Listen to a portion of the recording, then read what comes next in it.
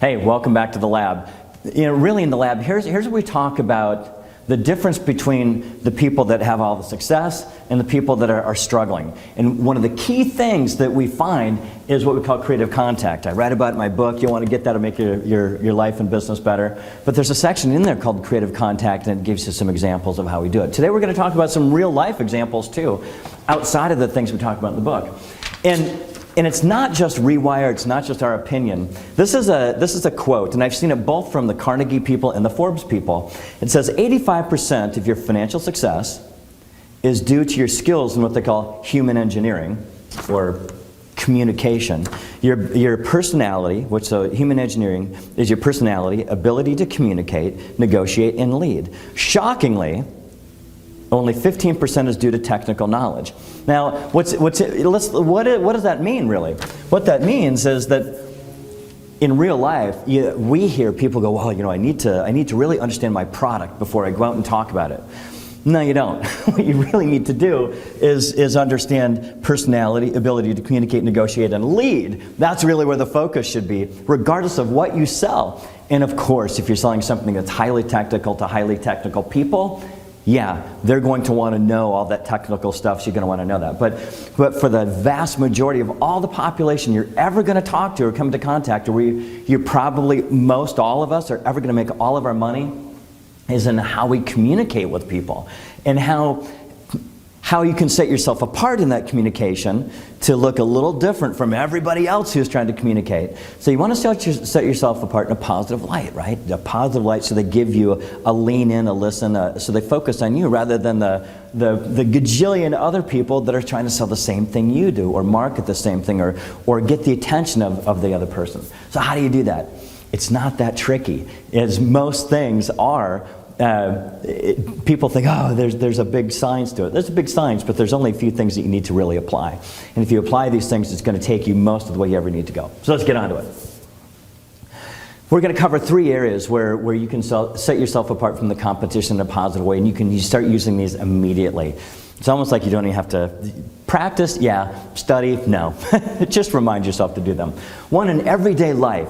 Like when you're communicating. You ever go I was at a restaurant last night, and so we're ordering, and the waitress came over, and there was somebody over. I overheard her talking to another table, and the guy at the other table said, looking at the menu, said, give me the this, give me the that, give me the whatever, and I'll take a such and such to drink. And I thought, gosh, that's not very nice communication at all, is it? So, I wouldn't want to be told, gimme, gimme, gimme. It's like, even if I am a waiter or waitress, that's not how I want to be talked to. And am I going to give, as a waiter or waitress, the best service I can to somebody who's demanding?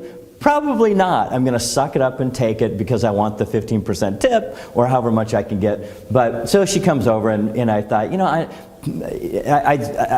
I want good service, so I want to be nice to this person. So, I smile and nod, tell a little, joke or whatever. Or I was flying yesterday too, and the lady behind the desk is a black lady, right? And she's got this hair, and it's woven into this weave. It actually kind of looks cool. I could never do it with my hair. I go, how do you get your hair to do that? I want to do that too. And she smiled, and I got upgraded. So that was cool. I was on the list anyway, but she was very kind to say, well, you know what, we'll do that later, but I'll do that for you now. Yeah, am I manipulating, or am I having fun, or am I having creative contact? I'd say all of the above. But it made me feel good. She smiled and laughed and made her day better. And I got upgraded, and I don't know, maybe she told the story about some crazy white dude who wanted hair like her, later when she got home. I don't know. As I thinking about it, I was buying a TV back when and I was at an electronics store, and the guy comes over and just says, well, we've got, what size of TV? I don't know, I'm kind of looking for something about this big, and it's going to go down here. And he goes, well, this one has the such and such pixels with the Colorama sun chart. And I'm going, I don't even, okay. But it would be really cool if you would, in real life, and this is where we'll merge into business, real life, ask me some questions like, what are you using it for? How much do you use it? Do you sit far away? Do you need a remote? Do you have a universal? How do you see this fitting into what you do? And it's one of the things that we find that almost nobody does very effectively at all. Because when folks like us who are in sales, we're taught to build rapport and relationship, do our presentation as fantastically as we ever can, handle objections, and close the sale. The people that make all the money kind of do it like that, but here's their little creative contact spin. What they do is they do it a little bit differently. What they'll do is they'll go in and build a little rapport, like, hey, Joe, the cameraman, how's it going? Oh, really? And I don't know what his interests are, so I'm not going to go, hey, did you see the Twins game when so-and-so struck out? And Joe's going, Joe, do you follow baseball? No, he doesn't follow baseball. So it's like, okay, I just struck out in my attempt to build rapport and relationship. So rather than thinking I'm a psychic and knowing what Joe is interested in, I might want to ask him. I'll go, hey, Joe, I see you're a camera. How'd you get into this business? And Joe's going, oh, man, it really wasn't what I wanted to do at all. I'm actually a programmer, and I really love this other stuff, but I got roped in because I think I'm a technical guy. And now I know a lot about Joe, and he's telling me the story, and we're communicating, and now that's how you build rapport and relationship. And now based on what he just told me, now instead of doing the pitch or the presentation that I've practiced so many 100,000 times, now I go into one that I have never practiced, but I know the core elements of it, and I customize it based on what I just learned about Joe.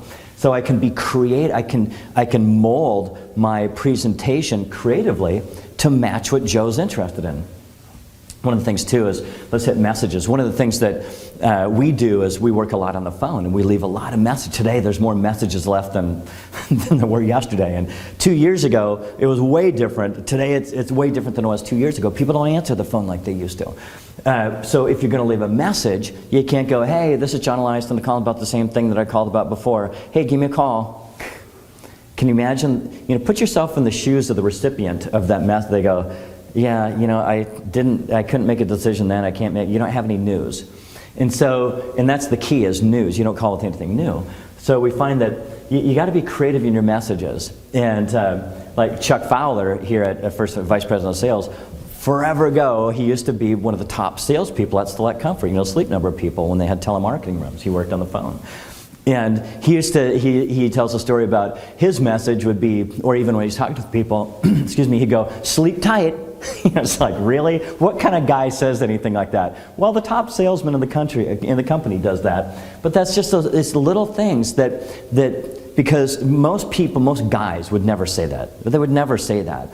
And what that does is it keeps their income really low. But if you go, how can I be playful with this? How can, in business it seems sometimes we're too technical, and we don't have enough communication or creative communication. We feel like, well, we've got to be this, prim and proper, and we're just talking about our subject matter here. Well, that's only 15% of the deal. 85% is the stuff that sets you apart from the rest of the world and helps you connect. Remarketing is what we call recontact, whether you're recontacting people or you're by person to person, over the phone, emailing, whatever. Remarketing in our messages, what we don't do is we don't do something that fits everybody. We do things that fit you more in a custom sort of fashion. So I'll take something that you're interested in, and when I'm recontacting you, I'll make sure that's what's in the remessaging, whether I'm seeing you in person, whether I'm on the phone, whether I'm sending you an email, whatever the case is. So in Rewire, one of the things we talk about is this is why in here we go, we don't like newsletters. We hate them because it's too broad. It's not creative enough. It's not focused in enough on something that your target is interested in. So creative contact every day. Just be playful with people. When you'll get remembered. You'll get remembered, and that's one of the big things that'll set you apart and take you farther. Just ask people, Joe, how'd you get into this camera business? Let me tell you the story.